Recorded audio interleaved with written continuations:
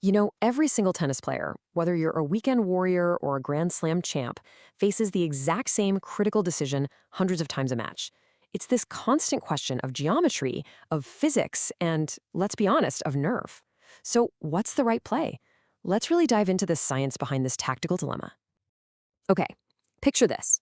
You've worked the point perfectly, you've moved your opponent off the court, and then the ball just floats towards you, right in your strike zone. It's the moment you've been waiting for.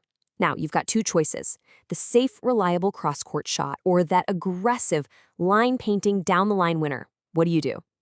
Well, believe it or not, the answer has way more to do with science than you might think.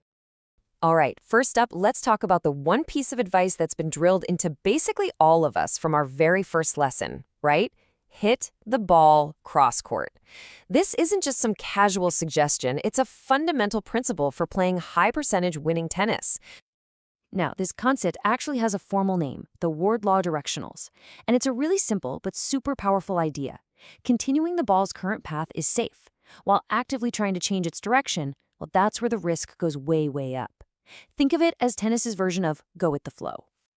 So yeah, this isn't just a coach's opinion, it's a strategic default that's rooted in the very design of the game. But the really big question is why? I mean, why is it so much safer? The answer, and it's a cool one, starts with the court itself. The number one reason the cross-court shot is your best friend really comes down to simple geometry. You see, a tennis court isn't a perfect square when you're playing, and that subtle difference in shape, it changes everything. I mean, just look at this breakdown. It lays it all out perfectly. When you go cross-court, you're hitting over the lowest part of the net, the center. Plus, you have a much longer diagonal distance to work with. All of this just adds up. You get a bigger target, a higher margin for error, and, this is huge, precious extra time to get back into position. Think about this for a second. You gain a full 4.5 extra feet of court when you aim diagonally. In a game of inches, that is a massive, massive advantage. It's as simple as that. More space means more safety. But it's not just about the court's dimensions, it's also about your own body. The cross-court shot is literally the path of least resistance for our biomechanics. It's the shot your body wants to hit. You see, a really powerful and consistent tennis stroke relies on something called the kinetic chain.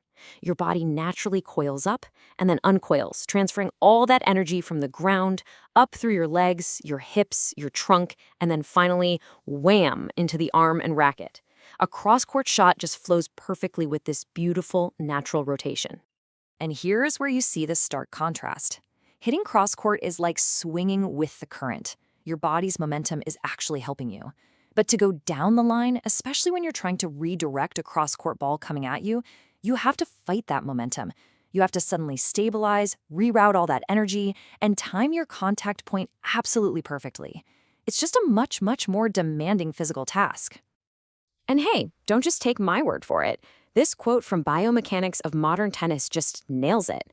It confirms that changing direction is a high-skill move that actively works against your body's preferred motion.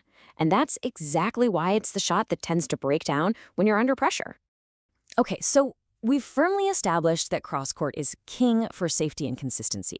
But here's the thing. If you only hit cross-court, you become predictable. And the best players in the world, they know exactly when to break this rule and go for the jugular down the line. This really is the million-dollar question, isn't it? If the down the line is so risky, when is it actually the right shot? When does that potential reward finally outweigh the risk you're taking on? The key here is to completely shift your mindset. You're not just closing your eyes and hoping for the best. No, you are waiting for a very specific set of circumstances that literally lowers the risk and dramatically increases your chance of winning the point on the spot. So here it is. Let's call it the DTL green light checklist. Think of this as your final pre-shot confirmation. Are you inside the baseline? Check. Is the ball you're about to hit at or above the height of the net? Check. Is your opponent scrambling way out of position? Check. Did you have plenty of time to set your feet? If you can tick off these boxes, that risk factor just plummets, and that's your signal. It's time to pull the trigger.